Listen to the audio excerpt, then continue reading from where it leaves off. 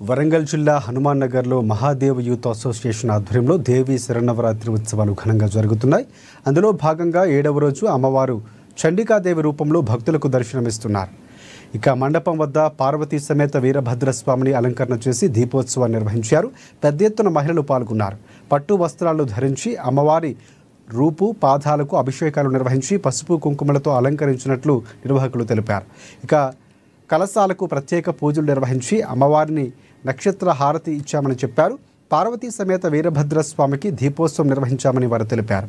ఈ కార్యక్రమంలో కనిగంటి సదానందం, మురారి, శివ, మహిళలు విజయలక్ష్మి, శ్రీలత, సంధ్య తదితర భక్తులు పాల్గొన్నారు. కార్యక్రమంతో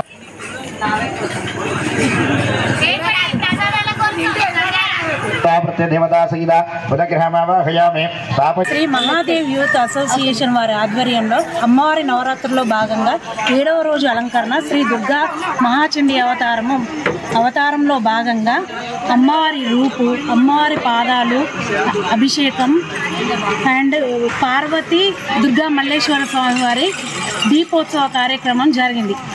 ఇట్టి కార్యక్రమము ఈ యూత్ అసోసియేషన్ వారి ఆధ్వర్యంలో జరిగింది.